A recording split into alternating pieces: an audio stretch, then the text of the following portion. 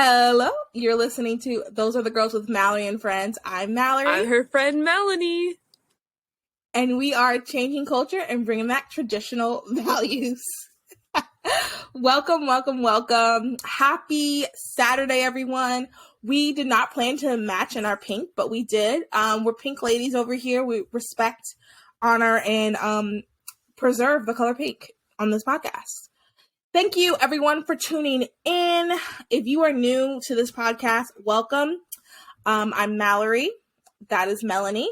And we talk about so many different things, a wide range of variety. And today we're talking about, this is going to be a shorter episode. We're just knocking out some really 3 interesting stories from this week that I felt would be interesting to talk about. Melanie, how has your week been before we get into it?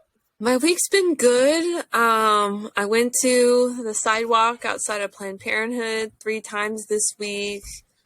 Had a lot of meetings, but this was the time in my phase where I was high in my estrogen, close to ovulation. So this was the time where I felt like a bad chick and could do all the things. So this was the time to have all the meetings, to do all the stuff, and I knocked it all out because in like 2 weeks from now, I'm not going to feel this way. So that was my week. Very like go-getter and getting stuff done, I felt. And what phase is this? I don't know the actual awkward. Not to put you on the spot. It's okay. This was your, don't worry. This was your ovulatory phase? I don't know. Not the follicle. Not the follicular phase. Yep. Maybe it was. Communicating and socializing. Wait, no. What's the one right after that? I'm looking at luteal.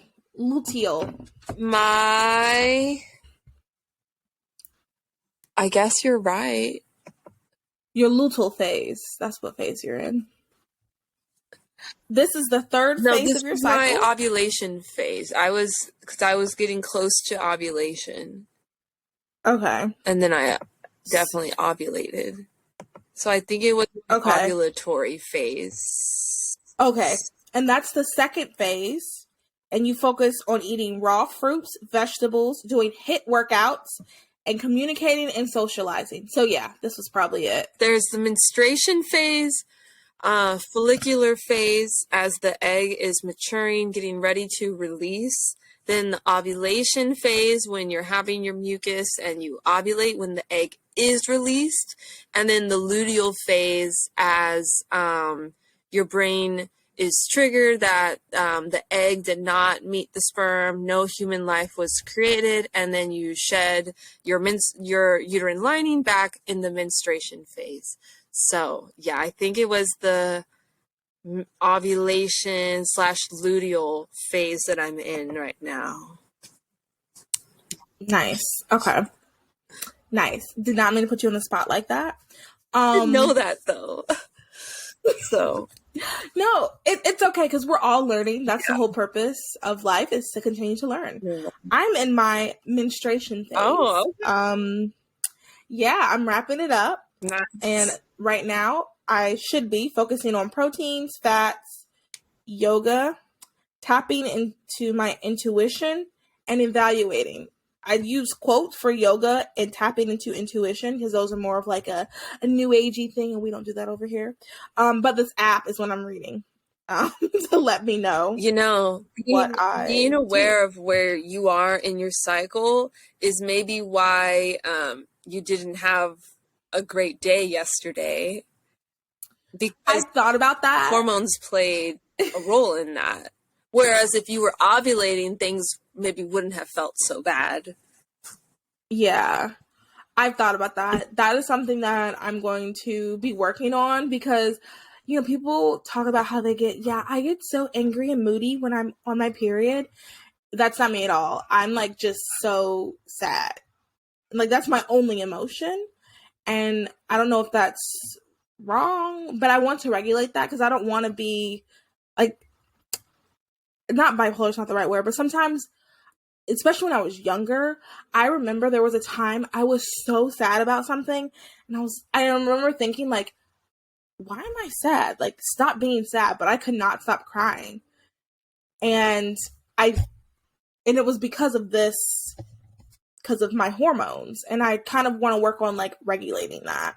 But I think like, being aware of your cycle, like you talked about, like you said earlier, being aware of your cycle, and then just also seeing like, once I get my weight under control, I want to start doing where you're eating for your cycle, you're exercising for your cycle. I want to start doing more of that, because I think that's also going to help and play a huge role too. Because where I am in my health journey, like I still boxed all this week and I still walked, and I, I was more at the maintaining stage, I would not have done that. I would have tried to go along with not yoga, but I would have stretched. I would have tried to really focus a lot more. I mean, I eat mainly protein, or I try to focus on protein anyway, because that helps you lose weight. But like other phases, maybe focus more on fruits and vegetables, things like that. Yeah. But I do think this is important, and I want to do more episodes on things like this. The app I'm using is called MyFlow. You have to say MyFlow, or it's not going to come up. But like every day it tells you what phase you're in, and then it tells you, it is kind of new agey because it has like your new moon and other stuff in it, which is like unnecessary. But someone make a non-new agey version of this, and I'll download it. Yeah.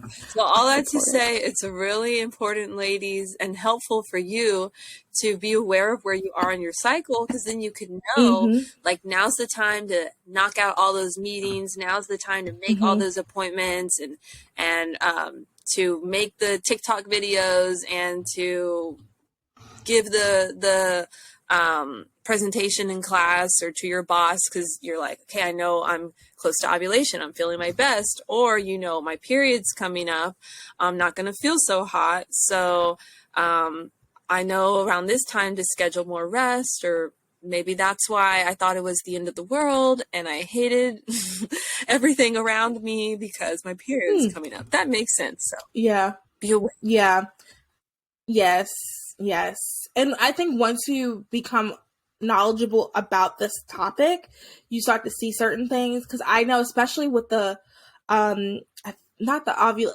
luteal phase, where it says like, this is when you can get done all your to-do stuff. I remember looking at my calendar being like, it just seems like for a couple of days out of the month I'm really scheduling things, and I'm just bam bam bam bam bam. That's interesting. Let me go back to my life. But now that I know that, like, now that I know what that is, it also, okay, this is what it is. And we really, like, this has nothing to do with the topics, but I'll say this, and then if you want to say something else, then we can move on. But, like, we really need to see how we can work. Like, our bodies are not meant for the 24-hour-a-day work cycle. I really want, like, one day if I ever own a company with women, I really want to see how we can work to make it the 28-day cycle of a woman. Like, I wish, I mean, how do we do that? Because I'm like, well, if it's all women, I don't know. But like, I really, like, the 24-hour-day cycle is not for us. And we got to start rejecting it.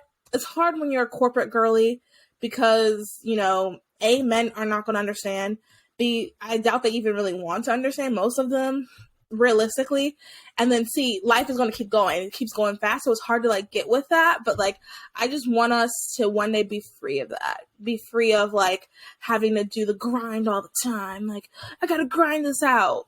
Because we're not meant for that. Maybe what that future, like, all women's business could look like is, like, you don't schedule work from 9 to 5. Like, maybe it's 9 to 7 and there's like a 2-hour nap or break time during the day where everybody's napping or doing something else. And I would love for there to be work environments where women can freely breastfeed, the kids to work, like, you can be the daycare, or there is a daycare provider.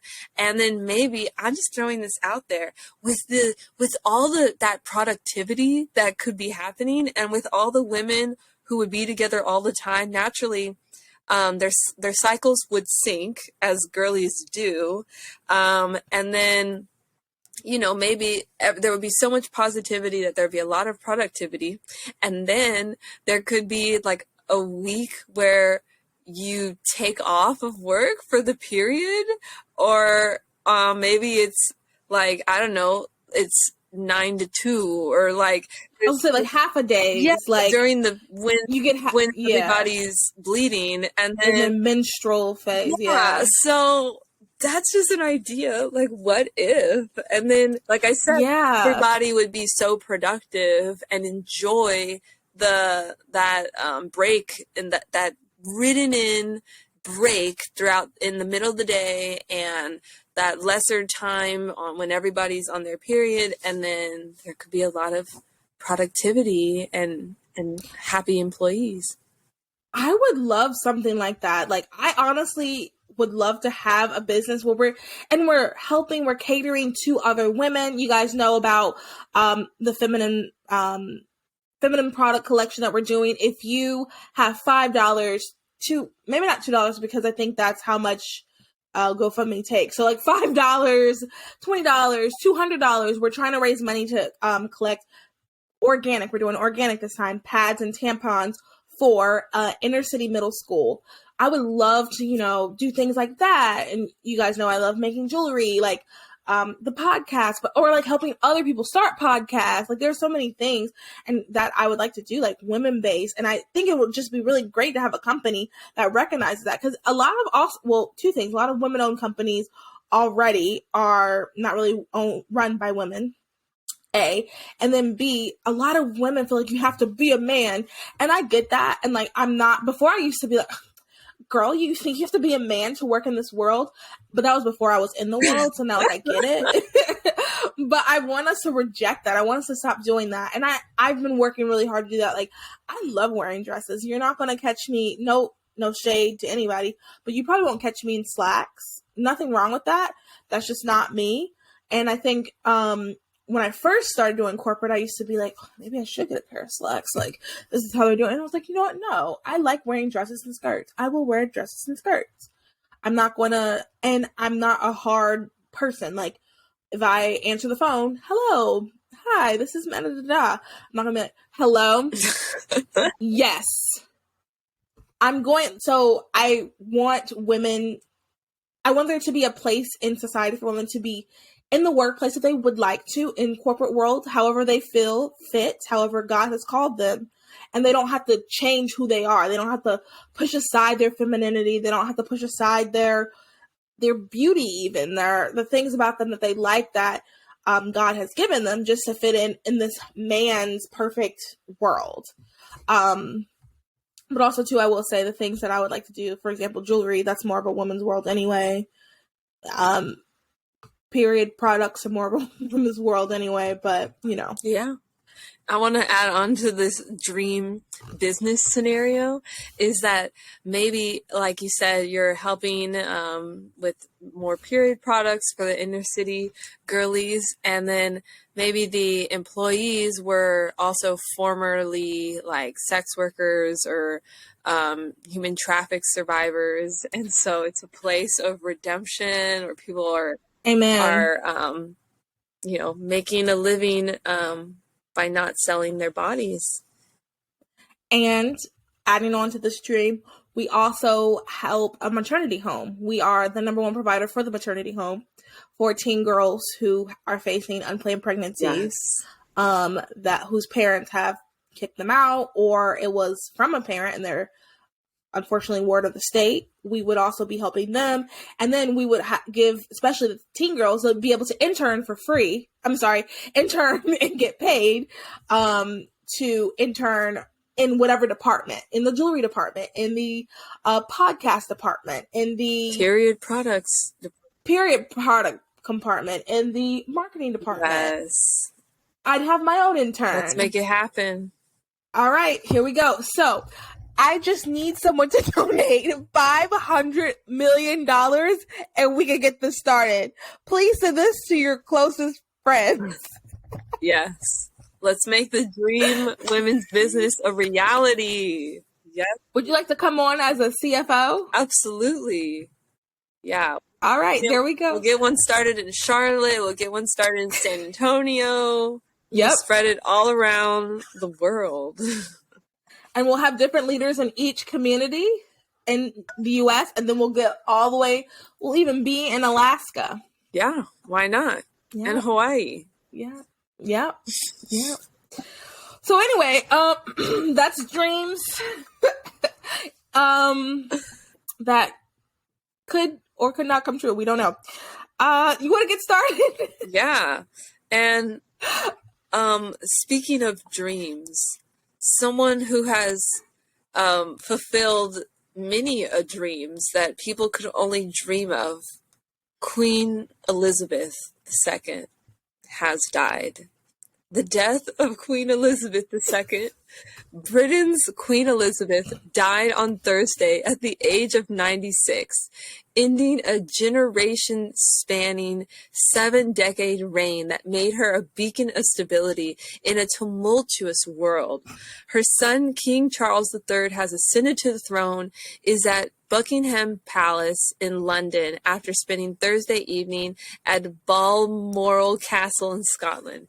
He is expected to address the nation later. UK has entered a period of official mourning with formal gun salutes to the Queen ringing out and tributes from around the world flooding in. As monarch, the Queen is automatically granted a publicly funded state funeral.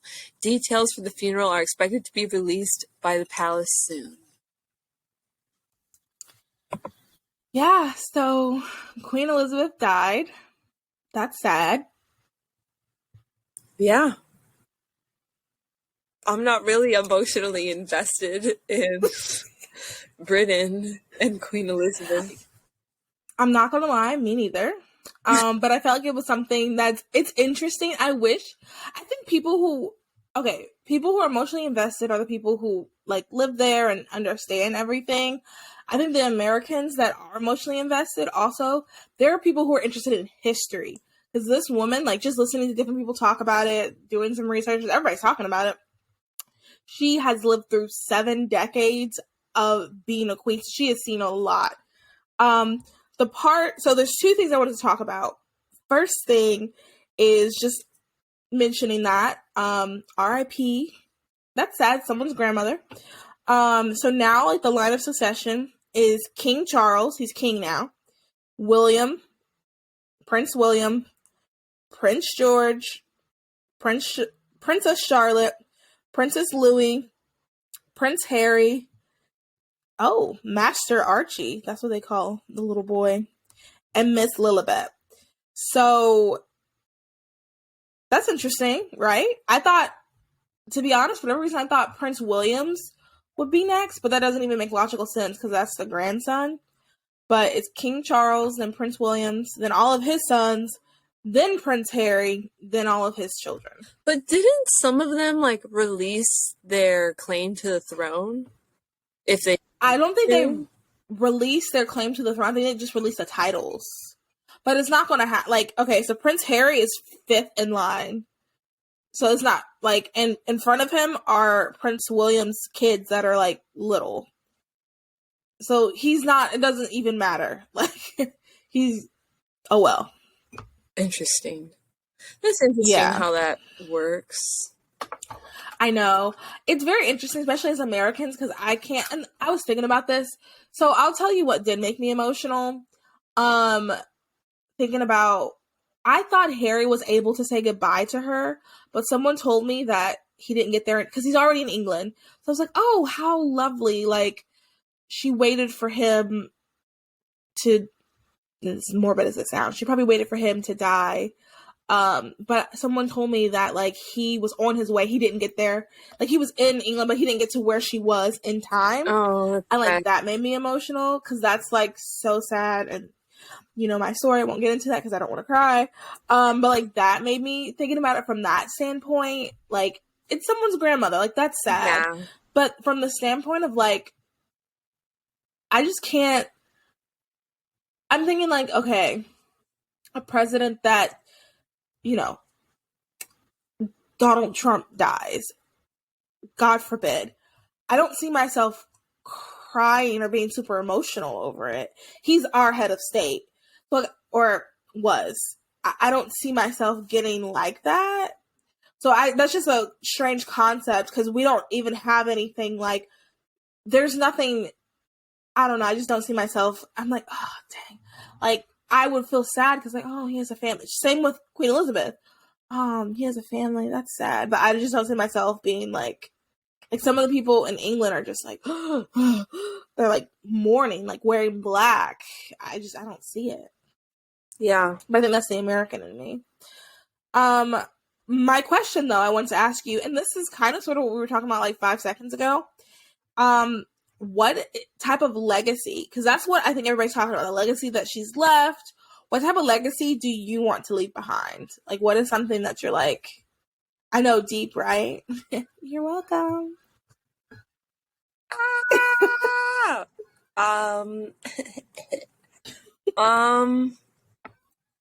Well,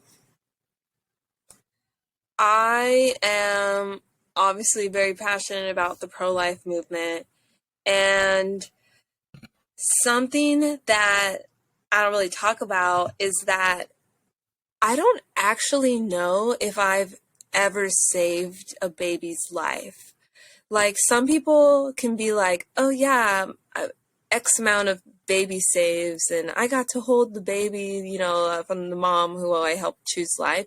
And there have been many women who I referred away from Planned Parenthood, like so many girls who've gone over to the pregnancy center after I talked to them to leave Planned Parenthood. And I've given out hundreds of life-affirming gift bags, but I don't actually have that confirmation if I saved a life. And it used to kind of bother me, but now I'm at the point like, you know, I think it's good that God has like preserved that number from me, because I believe it's not about a number. Like, I'm okay if I live my whole life never having confirmation that I saved a life, because I believe this was all for the glory of God. Amen. If I never saved a life, like, I did God's work, I did what he called me to do.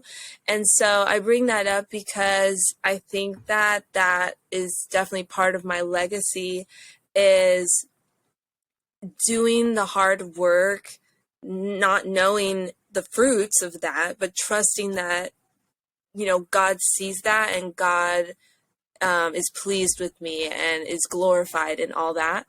And the last other legacy I would hope to leave behind is raising up an army of Catholic children when I'm married one day. In about 2 months. You're right. One day in about 2 months. So I guess one day is pretty soon. Yeah. I'd hope to also be remembered as a person who was honest and always herself, and encouraged other people to, I don't know, to also get involved in the pro-life movement and also be themselves, I hope. So, same question to you, Mallory. What's your legacy? That's a scary question. I hate it. I know. Well, I think about this every time someone dies, that it becomes like a big deal. Like when a celebrity dies, or maybe like 2 or 3 years ago, this guy that worked at a church I used to go to, that all my friends knew. I have no idea how I didn't know him, but like everybody that I knew from that church knew him. And they were just saying all these super nice things about him. And I just remember thinking, like, when I die, are people going to say things like that? Like, they were just saying things like, you know, like in the true crime, they light up a room. Okay, sure, basic. But like, no, they were saying things like, well, his character was the best character I've ever seen. I don't know, just some things that were like really heartfelt, that were you could tell like he meant a lot. Like he had an impact. And I remember thinking like, I hope that my life can have an impact. I hope that like when I die that people can say similar things, but then also say things like, yeah, because X, Y, and Z, I thought more about God. I don't know. Like, I hope that, like, I can also be part of somebody's testimony. And I don't know if that's me being selfish or if it's me, like, being super holy Christian. But I do hope that, like, there's at least one or two people that can say, like, I said or did something that was a part of their testimony. And, like, I am not a perfect Christian.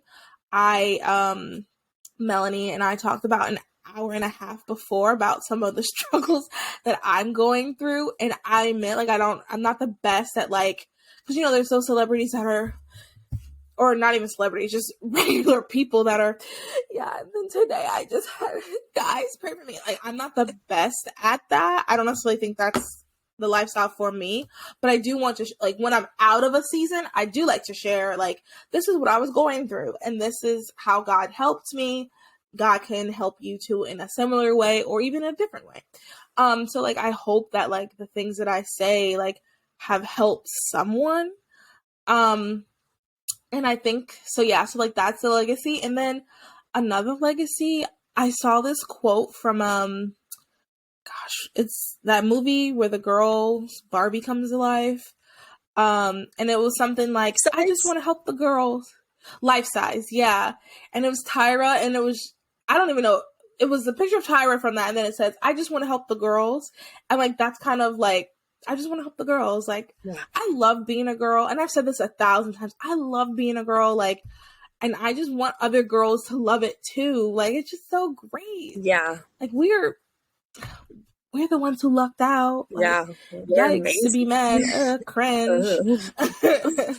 Waking up a man, cringe. You know, like, that's not. No, but, like, I hope that people can say that. And my desire is to be married and have children, lots of children. I don't know if that's what God has for me. If I'm being honest, I don't know. But if that is what he has for me, hope it's soon.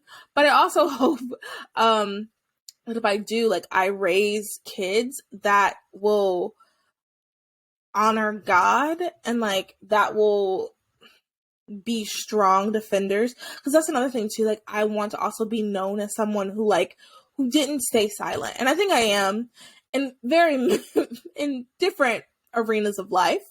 I think I am known as someone who did not stay silent. And that's also just not who I am in a myriad of aspects. And I hope that I raise kids that are like that too. Because, like, someone has to say something. And I think I have friendships where it seems like we're always bickering. Because sometimes I'm just like, well, someone has to say, like, that's not right. Someone has to say something. Yeah. So I hope that in a positive way, that's another legacy that I leave behind. Yeah. And I just want my life to mean something. Like, I don't want to be one of those people that is just living. And sometimes I feel, just because of the season, sometimes I do kind of feel that way, that I'm just kind of like living. And I don't want that to be my forever. Like, I want it to mean something. Like, I want it to matter. So I thought I saw, like, my windows here, you guys. I thought I saw something, and I'm on the second floor.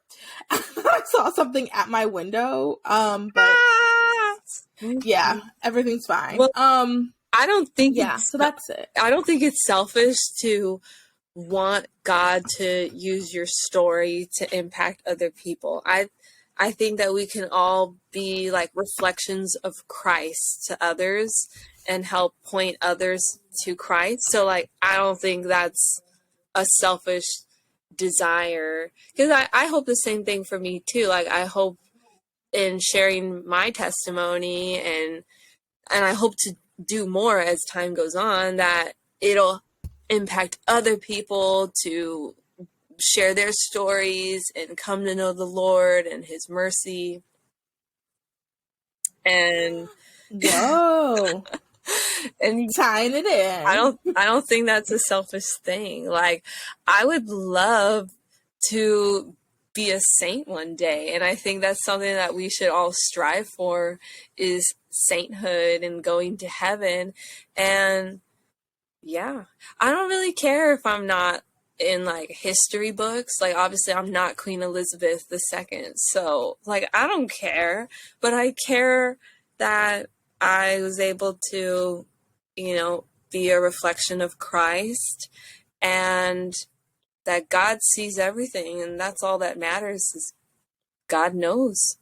Whether I made it in the history books, whether I got Instagram famous or not, like, God saw everything and was pleased. Amen. Yes. Like the going to heaven and hearing, "Well done, good and faithful servant." God say, "You did it, girl." That's all I need, more than like a famous legacy left on earth. Absolutely. And like, just to piggyback off of what you said, I have been thinking about that. And we kind of talked about it earlier, a little off air. Like, and I'm pretty sure I said this to you before, this like sentiment of like, at the end of the day, the impact, like impacting like one person can be fine. Like, that's not the idea of impacting thousands of millions of people sounds great.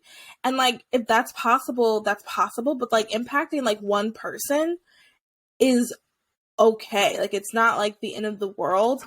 And if we're striving, like you said, to hear, "You did good, kid," from God, and we're up in heaven and, hey, glad to see you here. Hey, you know, we're doing all that. Like, that's so much more important than anything down here. And it's so hard to think about that all the time, because we get so caught up in like what's going on down here. You know, you work hard to achieve certain goals, and then you don't meet that goal, so then it's like disappointing. So then you start getting, and it's like, but that's not really what's important. And I really, especially having this conversation, I really do want to start working on thinking more of like up here, because I'm very much good at stressing and worrying, being anxious about down here, but like up here is what's important. And sharing this with you guys, I wasn't planning on it, but one thing I've really been kind of sort of switching gears. One thing I've really been working on, and like I've started working about 3 days ago, I believe, I started studying like, what is identity in Christ?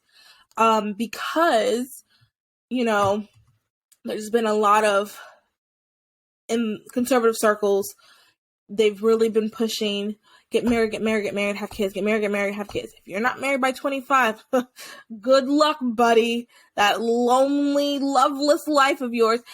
And not saying that getting married is wrong. Not saying, do not hear me say that. When I'm hearing, or hear me say that, like, that isn't going to happen to everybody right away at the same time. So where is your purpose? What is your identity? So when you hear these things, you're not so offended, because I've shared things and on my Instagram, and hopefully some of you guys are listening, and I've actually gotten a lot of people responding like, yeah, like you know, I didn't get married till like my mid 30s, and I'm glad I waited because I have found the person that God had for me. Or, you know what, I am in my 40s and I'm still looking and it's getting really discouraging, blah, blah, blah. So I've had a lot of these things, and I've been thinking about like, okay, what is our purpose and where is your identity? So I've been really doing research in the Bible on like, what is my identity? And I'm going to share that with everybody, not now, but I'm going to share that with everybody. And then like working on like purpose. So like, what is this? And so that all of this stuff down here stops being so like frustrating, stops being so like, you know, getting offended all the time, stop being so like sad about X, Y, and Z not working out, so that you can kind of almost live up here and being like, you know what, this so-and-so can say all that. So-and-so can talk about a loveless, lonely existence, but my identity's in Christ, so I don't really care what she says. Or actually, I know my purpose is not this. I know it's this. So, I mean, sorry to who she's talking about, but she's not talking about me, you know? But yeah, that just decided to share that. Melanie? And you all just got the first sneak peek into the Those Other Girls Purpose course coming soon. You're funny. No, but seriously, I've just really been thinking about like identity and like trying to focus on like what is the Bible, because at the end of the day, like I just want to make sure that I'm doing what God has called me specifically to do, and I'm walking in what God says. So, for example, the relationship thing, because this comes up all the time, and I hate to talk about it all the time, but I don't know. I'm a girl. I'm in my 20s, whatever. But like, I would rather wait till I'm like 40 if that means I'm with someone who I can have a God-honoring relationship with, and I know that it'll be a good.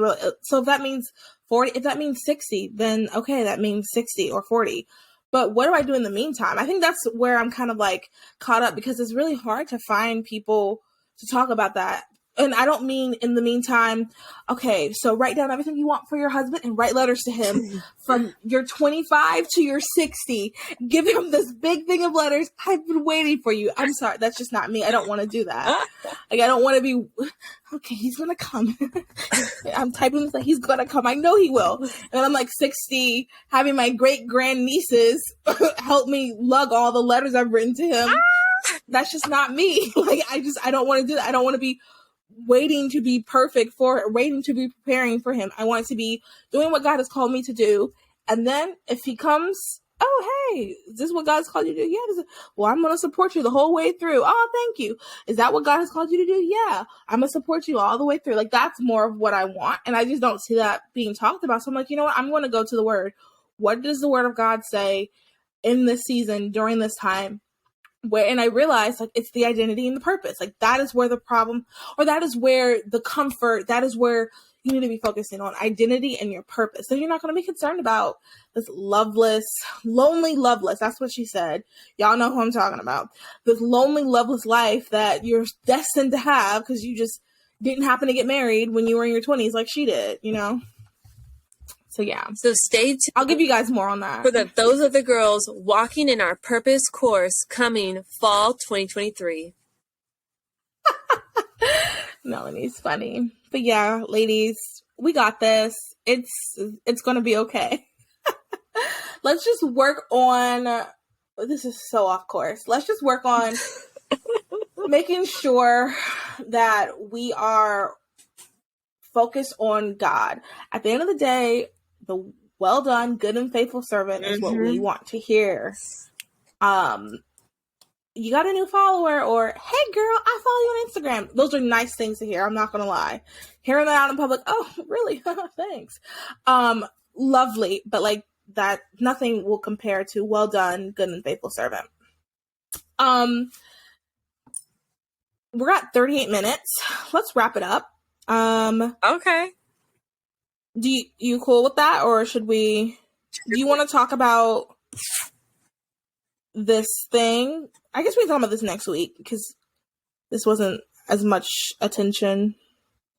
The Kim story. No, we can skip to this last thing. I don't know what this is. You want to talk about that? Okay. Okay. So before that, though, you guys should use American Women Beauty. Use our code MAL15 to get 15% off. AmericanWomenBeauty.net. They have really cute lipsticks, makeup, X, Y, and Z. Great brand. Okay. So I'm going to click this Twitter thing, this sound so you can hear it. And then this supposedly Christian man. Slim Baptist. Just say, as a Southern Baptist that grew up reading the Bible, maybe a backslidden Baptist, but I still know the Bible. Jesus never once talked about abortion. Never once. And it was happening back in ancient times. It was happening during his time. Never once mentioned it. And for people perverting the gospel of Jesus Christ down to one issue, it's heresy.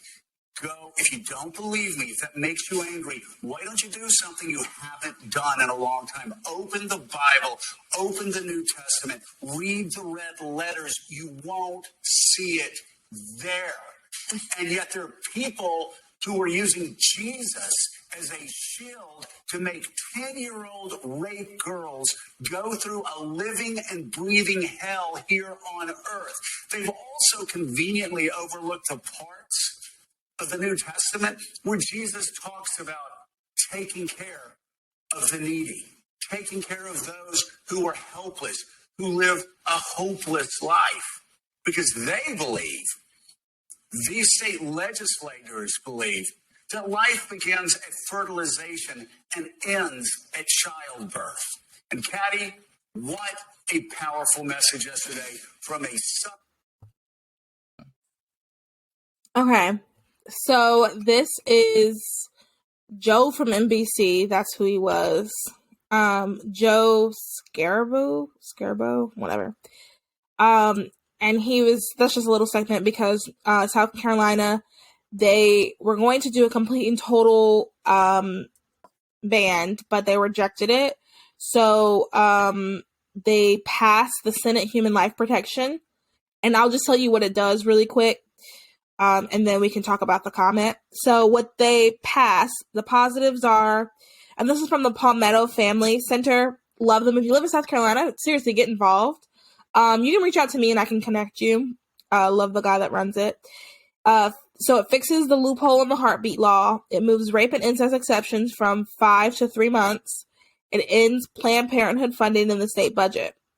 Here's the negative. It's not a total ban from conception, and there's no clear definition of women's reproductive health care in the state law, and it fractured conservative coalition. So that's what he's talking about, because they were going to do a complete and total ban, but then they didn't. They ended up not doing that. And hopefully we're actually going to have someone who has been helping with that do a blog post. So fingers crossed she'll get that to me this weekend to explain a little bit more. But essentially he's, I'm a Southern Baptist. Well, what did he say? Backsliding Baptist. So that tells you all you need to know right there. Jesus never mentioned abortion, blah, blah, blah. Before you say your comment, I don't know if you remember, this is like kind of a lighthearted, funny thing. The Community episode where I got Melanie watching Community, y'all. But where Abed was supposedly Jesus, and he goes, "I thought all Jesus did was wear jeans and tell people not to get abortions." Do you remember that? No.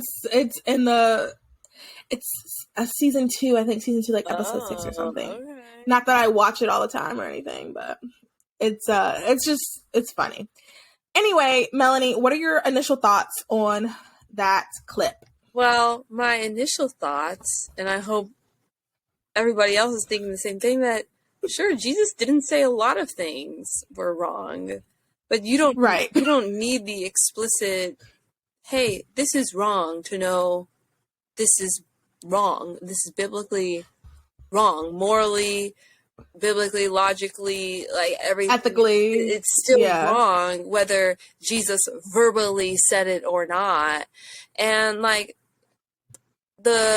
I've heard that the word Trinity, that there's the Father, the Son, and the Holy Spirit, is like nowhere in the Bible to believe in like a Trinitarian God. But yet believing in the Trinitarian God is one of the most foundational things as a Christian.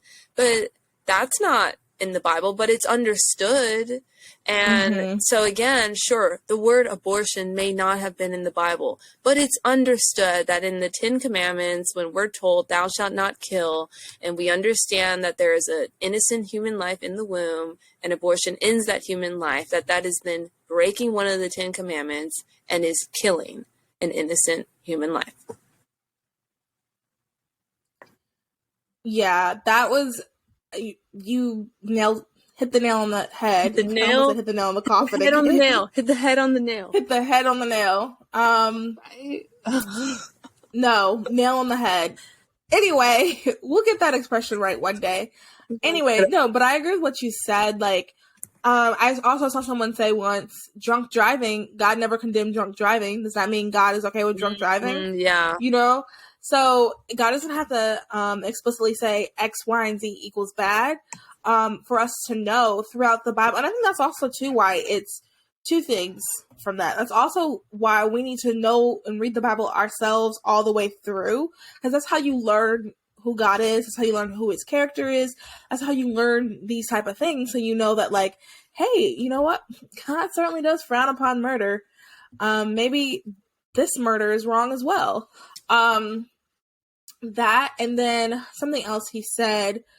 I also think it's important to realize that, like, sometimes people twist, and I'm sure they said that about us too, but, like, from our perspective, some people twist the Bible to mean any and everything, and you can't take everything that people say for what they say it. Like, even what I'm saying, look in the Bible. Don't just believe me that, you know, a 10 Commandment says thou shalt not kill. Don't believe that.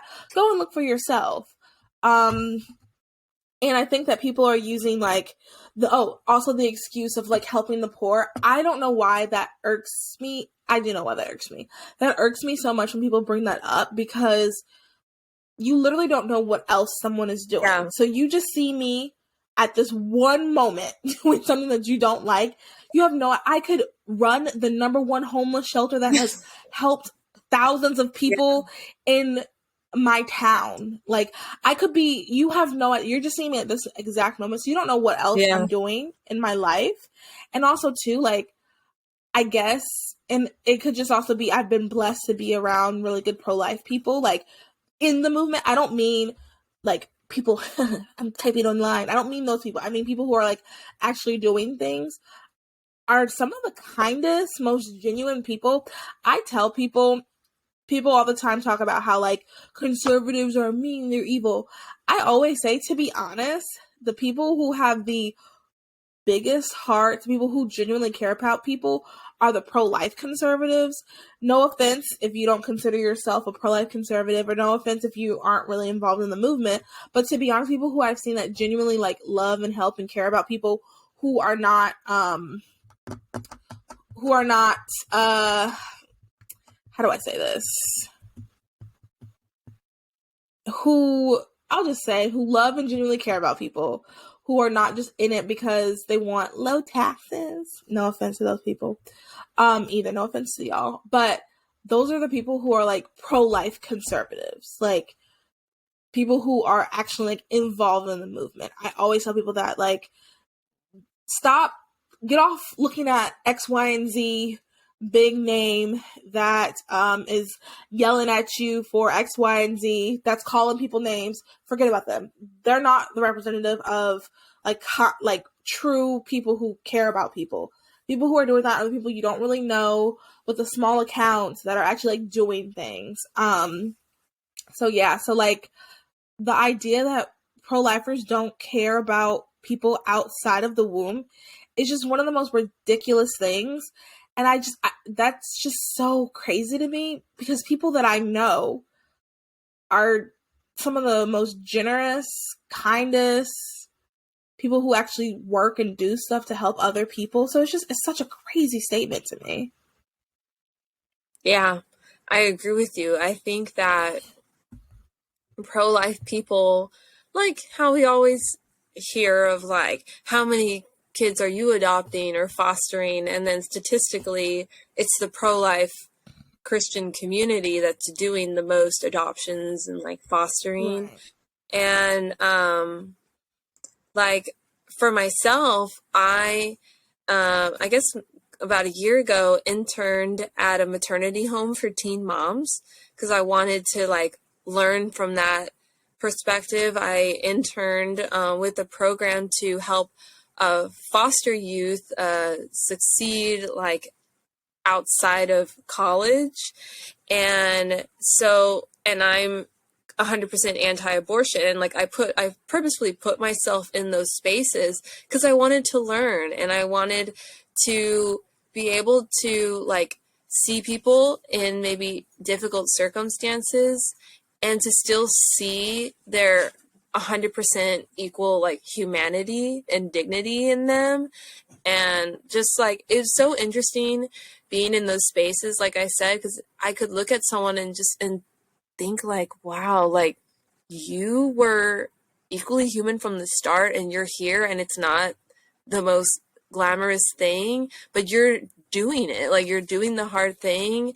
You're mothering at, 12 years old or whatever. And they did it, and anyways, so yeah, I'm just sharing like my personal example, because I am anti-abortion as they come, and I was in those spaces where I guess you would imagine pro-lifers don't care when a mom gives birth, a teen mom, they don't care after she has the baby, or they don't really care about foster youth. Like, hello, like, we're doing this stuff, like, we're donating towards programs. Like, I know once like I'm in a better place financially, I want to donate towards other things. Like, I would love to donate to some program to help feed the children or send children to school. Like, sure, I think those are good and noble things. I think maybe we get confused that doesn't have to be my thing, though. Like, I don't have to give 100% of my time and effort towards feeding the children or reducing violence, whatever. Like, this is the thing I care about. And I've heard it said before that, like, you don't get mad at the American Diabetes Association for not fighting human trafficking. Yeah. You don't get mad. Why? Because they're the American Diabetes Association. And so similarly, like, when you see a pro-lifer at the rally, the protest, I'm sure you're like alluding to, like, you don't, like, sure, I'm pro-life, but like, this is the thing I'm doing. And again, like you said, Mallory, you don't know what all we're doing when I'm not here these 2 hours that you're staring at me. And I had another point I was going to say. I was listening to you and I lost what I was going to say. Okay. You don't know what we're going to do. American Diabetes Association. We're pro-lifers are the ones who do care. I want to donate towards other causes, Oh, I know what I was going to say. Thank you. And we're not meant to know everything and be everything all at once either. So if a certain cause is not your cause right now, that's okay. Find whatever you want to have to be your cause for right now and just, put your heart and soul into it. But you don't have to. We cannot. I hate when the internet's like, oh, y'all didn't hear about the bombing in Uzbekistan? Y'all don't care about Uzbekistan. Well, sir, if no one told us, how are we going to do anything about it? And number two, there was also, like, there's only so many things we can talk about at once. Yeah. So it's okay. And, like, don't ever feel pressure.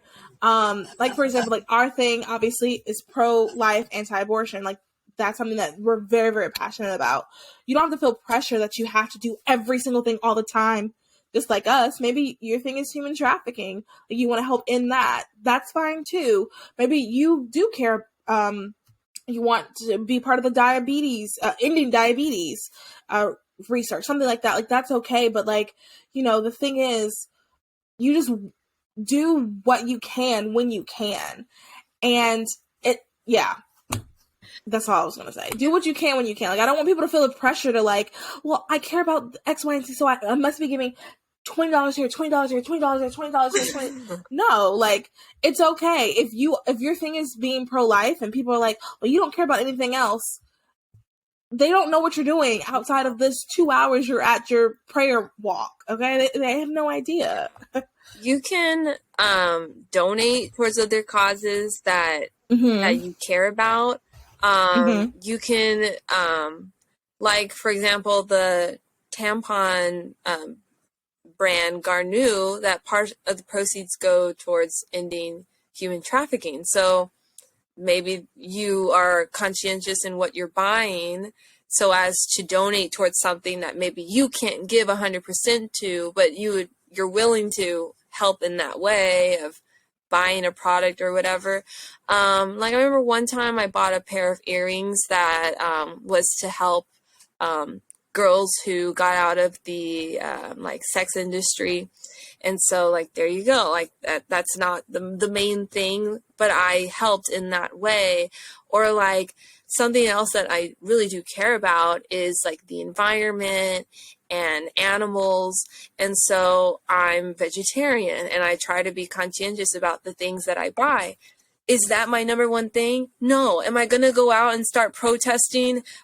No. Maybe if it came to it, somebody invited me. I don't know. I don't feel like I would fit in with that crowd, but it's not my number one thing. But I live my life in a way of I'm careful of what I buy, what I'm consuming. And so I'm just giving that example of like, maybe there's something you care about and it doesn't have to be the thing, but it could be in smaller ways that you're helping. Yeah. So that's a great way to end it. Other girls, do not feel the pressure. You do what you can with what you can. Do give as much as you can with however much you can, and run it by God. Yeah. Run it by God. And prayer too. Like if you're in a place where you're like, oh, I really care about ending human trafficking, or I really care about, I don't know, the Uyghurs in China, or I really care about what's happening in North Korea. Insert situation, human rights and justice here. You can always pray.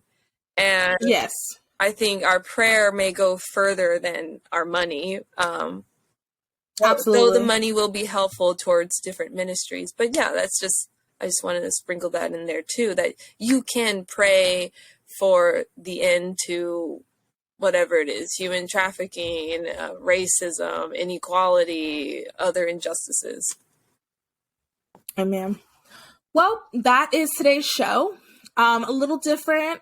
It was supposed to be a little shorter, and I guess it kind of was for a me and Melanie episode. I just want to remind everyone that we are doing the organic tampon, organic pad collection. The organic tampons we're actually going to get from Garnu. And the organic pads we will get from someplace else because they haven't started pads yet. So yes, so you can donate to that. There's a link on the website. I'll have a link in the description bio, however you're going to see this. And $5 here, $20 there. That really helps. My goal really is to fill up this middle school. First of all, they asked for us specifically. So I think that's great. We've done this 3 other times, and we made such an impact that someone else asked for us to help. So the goal is to stock them up for the year. And it's an inner city school. So some of these girls, their parents might not be able to afford pads and tampons at home. So they are really relying on their school to help provide for them. We have an opportunity to make a difference to help these girls, make sure that they could stay in school too. Cause I've shared the story where, she didn't come to summer camp. You guys know the story. Anyway, that is that. If you enjoyed this, please make sure you like, rate, review, subscribe. Do all of that. Leave a comment. Share this with your friends. What type of legacy are you hoping to leave? I'll make that the Spotify question. You tell me the type of legacy that you're hoping to leave. Melanie, any other announcements you think we should add? Next weekend is my bachelorette, so I'm sure there will be some more TOG content to look forward to. Yes, I think we should do a vlog. I think we should vlog. And yeah, so that's going to be fun. Follow along. I'll post stuff on those other girls' account too, so you guys can see like bachelorette, and also too, not to be like super preachy, but like a clean bachelorette. You're not going to see, she's already committed to a man. You're not going to see her with other men. No, like that's stupid. Not a so you guys strip club like we talked about in last week's. No. You're not going to see any of that. So, yeah, it could be also a good example of, like, what's a fun, girly thing to do. I almost spilled something. She doesn't know a lot of what's going to happen. So, I almost said something. Oh, no. But, yeah, it's going to be fun. I will share that. Can't wait. All right. I'm going to head out. Okay. Bye, everybody. Have a good rest of your day, night, evening, however, whenever you have seen it, listening to it.